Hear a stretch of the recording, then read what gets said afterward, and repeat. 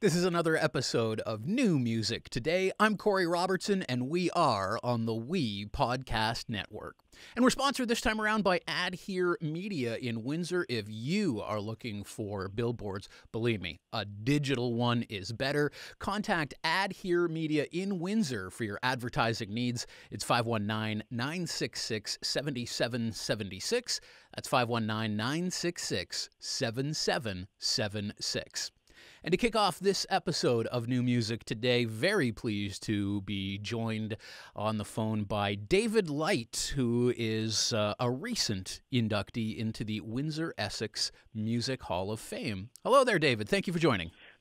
Good morning, sir. How you doing? I am excellent. Congratulations on such a wonderful award.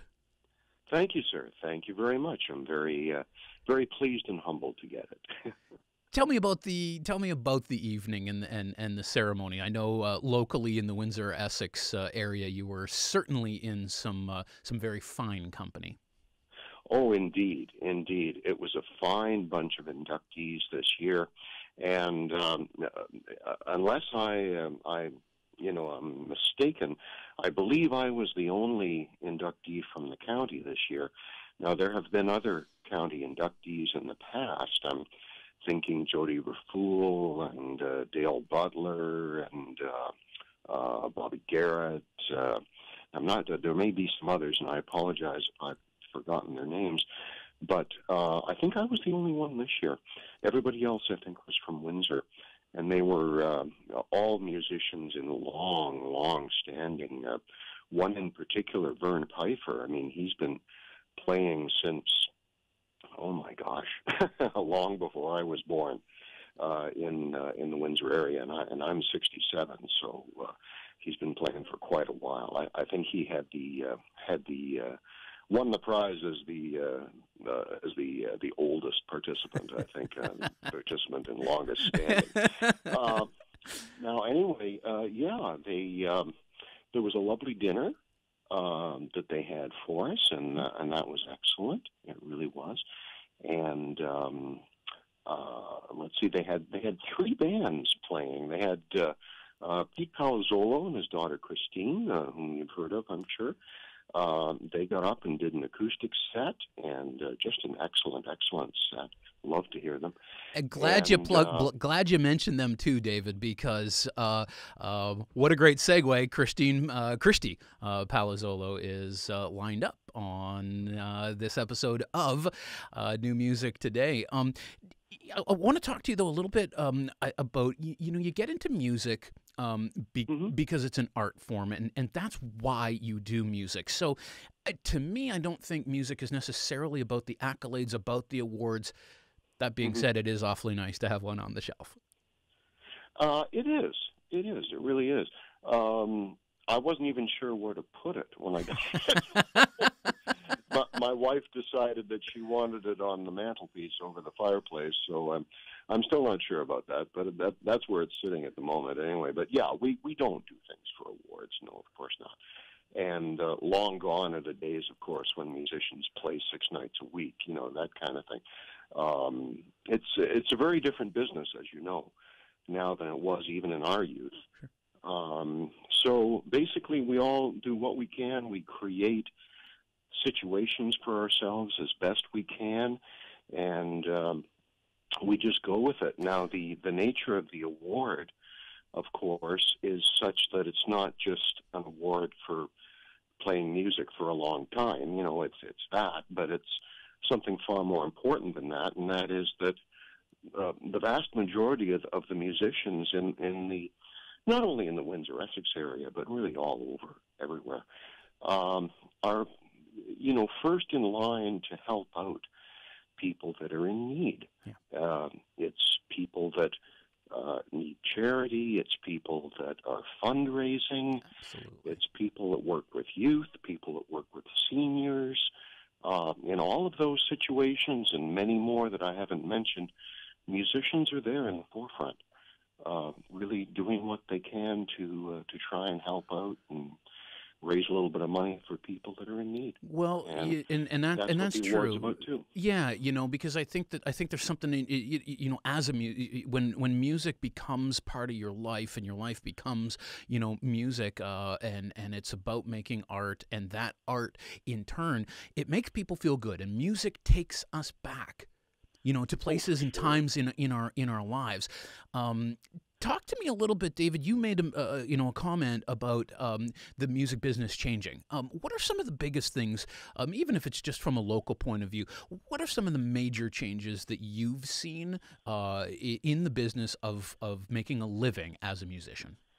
Well, just in my career, okay, I did a lot of my work, as you know, starting in the early 70s. I did a lot of work up in North Bay, part of the country that you know very well. Absolutely. I confess I am a northern boy, yes. There you go. Born and raised on Lakeshore Drive. So, pretty much. Anyway, yeah, I did a lot of work up there. Those were my playing in the bar 6 nights a week kind of thing. I was teaching at the time, so I would teach during the day and then play at night. Yeah. And so not only that, but working in the churches as well. I was a church musician, so that kept me very busy as well. And then when I moved to Toronto in the late 80s, I got a little bit more involved in studio work when I was down there, and also got involved in recording and publishing myself. Publishing has changed a fair bit. When I was getting published, it was a matter of a company taking your music and converting it into sheet music, which was then sold to the public, so they could play your music too. You don't see that happening too much. not so much with the paper anymore. No. No, I mean when somebody signs what they call a publishing deal these days, it means something completely different, as you know. Right. And so, I still get requests for people from some of the stuff that I published back in the 90s, and that's always nice. I just had one the other day, as a matter of fact. But there's not too much call for it anymore because, people don't have the piano in the parlor, they're sitting down and playing music for the neighbors, that kind of thing anymore. So that much has changed for sure. Also CDs and things like that, and the whole digital realm, as you know. I mean, what are we doing? We're talking on a podcast right now. Yeah, right. All of that is new. That didn't exist when I was first starting out. Yep. So, that's a whole new ballgame now that didn't exist back in the 70s or 80s or 90s or that sort of stuff. So, and that's all really exciting, but it's scary in a little way, too. Sure it is. David, finally, just reflecting back on, the night of receiving this wonderful award at the Windsor Essex Music Hall of Fame, and as you reflect back, just talk to me about, the feelings of making a life in music and music being part of the life.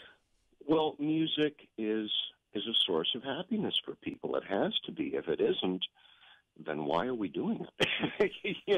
It's got to be a source of happiness first and foremost for ourselves. And then after that, it's for the people that we play for and the situations that we play in. For some of us, that joy comes from playing in bars whenever we can get the chance to do that. Yeah. For others, it's putting on shows. For others, it's doing all of the myriad things that there are that musicians do. But it comes down to happiness. It comes down to being happy yourself and trying to bring a little bit of happiness to other people as well. And that's really one part of the job that has never changed. Very well said, sir. And I'll tell you, I've had the pleasure of seeing you play recently in Leamington, Ontario. Wonderful small little room there called the Bank Theatre, and you were a guest musician for just some wonderful people who were putting on a show, Roger and Carrie Lynn Hewitt, and that's when I first got to see you. And I want to tell you, I could see the joy, certainly, on that stage, certainly from them, but I could see it from you, and so thank you for the years of making music, and continued success to you, sir. You are very welcome, Corey, and thank you very much, sir.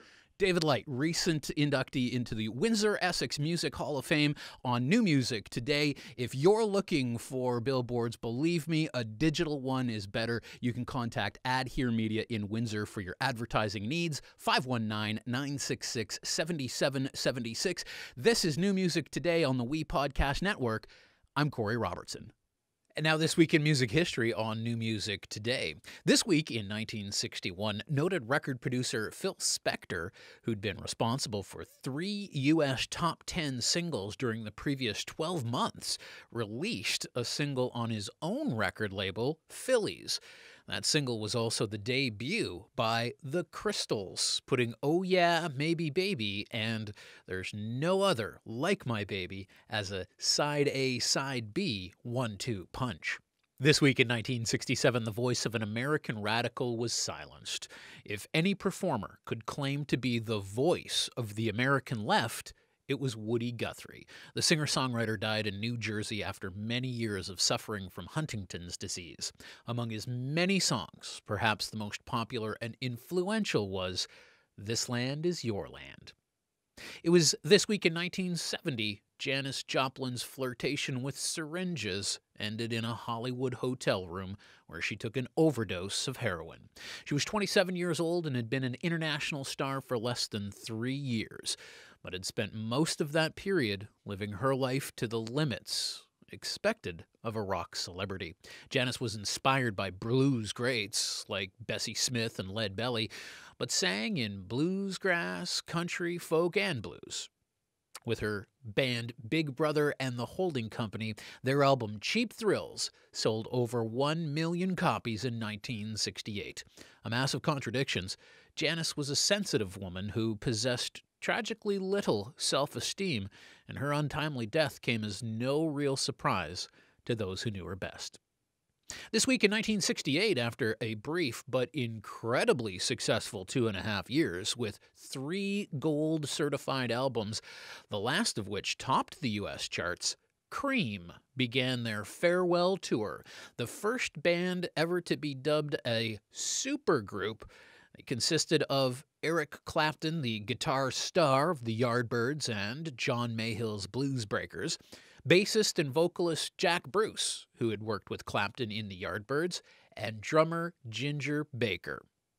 And finally, this week in 1988, Phil Collins notched up his 8th U.S. top 10 single in under 3 years. A Groovy Kind of Love also became the 5th U.S. #1 single for Phil Collins after Against All Odds, One More Night, Separate Lives, and Studio. Thanks for joining me on another episode of New Music Today. I'm Corey Robertson. Next time, Christy Palazzolo joins us in the WePodcast studios for another one of my basement sessions. Thanks for watching. I'm Corey Robertson.